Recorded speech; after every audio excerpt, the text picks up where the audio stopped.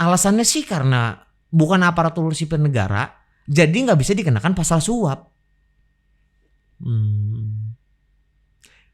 Apa itu artinya kalau bukan aparatur sipil negara, kita boleh suap buat dapat privilege lebih ya?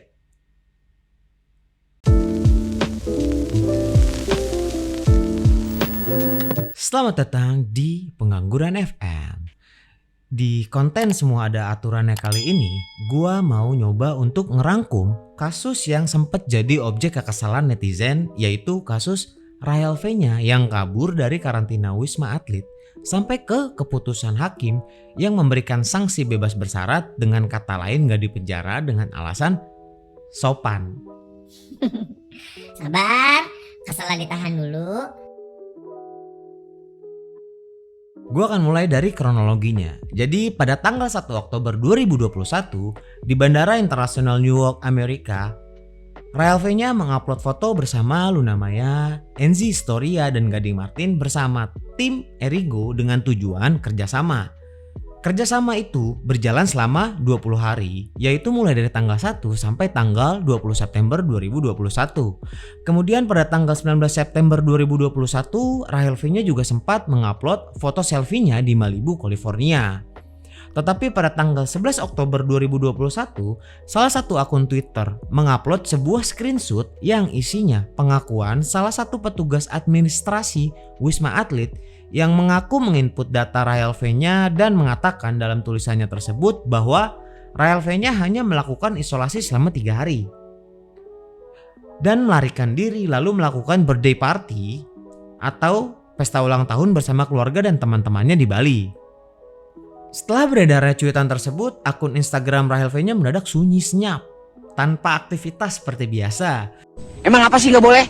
Sombong amat. Padahal Rahel V-nya sendiri berprofesi sebagai influencer atau bisa disebut sebagai selebgram, yang salah satu cara mencari uangnya dengan cara mempromosikan produk-produk kliennya lewat postingan di akun sosial media miliknya atau biasa disebut dengan endorsement. Tapi setelah cuitan Twitter tersebut viral dan mengundang respon dari beberapa pihak, mulai dari kalangan dokter, DPRD DKI, sampai ke Kemenkes, Rahel V-nya tetap menghilang tanpa adanya kejelasan. A few moments later. Akhirnya setelah sekian lama, Rahel V-nya muncul lewat salah satu konten di channel milik Boy William, yang di dalam video tersebut dia mengaku bahwa ia bersalah dan siap menerima konsekuensi hukumnya.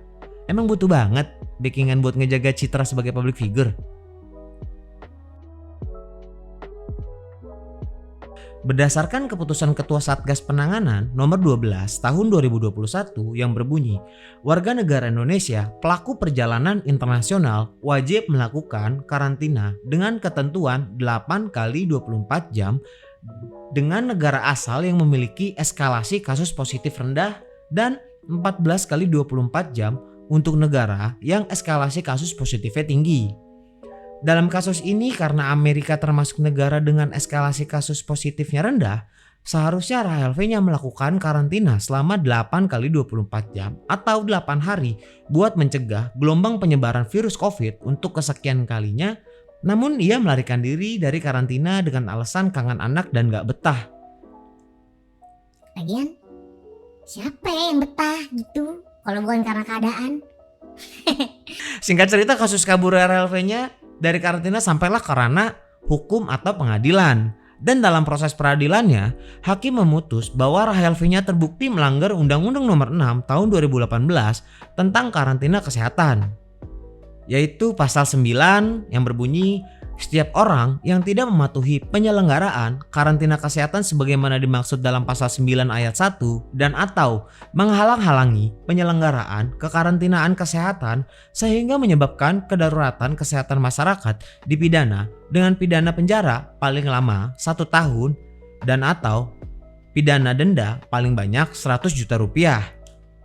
Kemudian hakim memvonis Rahel V-nya dengan denda 50 juta rupiah, subsidiar 1 bulan kurungan, dan dipidana penjara 4 bulan dengan masa percobaan 8 bulan. Artinya Rahel V-nya nggak dipenjara dengan alasan sopan.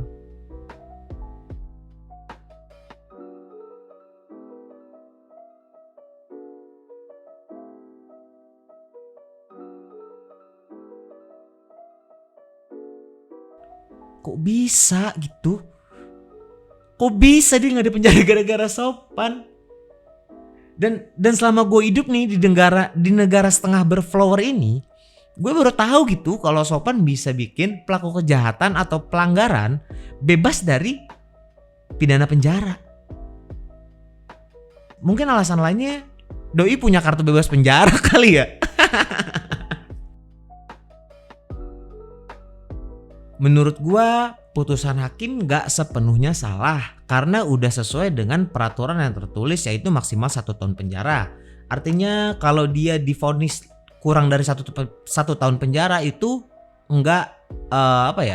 sudah sesuai dengan aturan yang tertulis.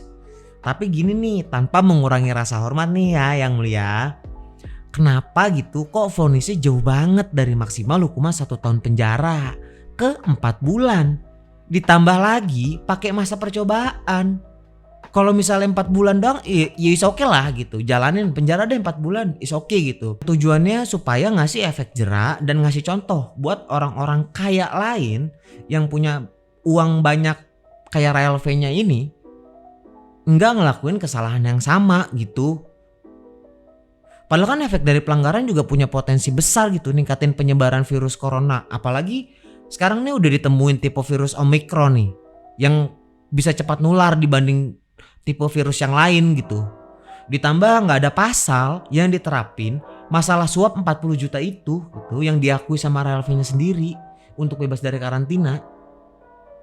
Alasannya sih karena bukan aparatur sipil negara, jadi nggak bisa dikenakan pasal suap. Apa itu artinya kalau bukan aparatur sipil negara kita boleh suap buat dapat privilege lebih ya?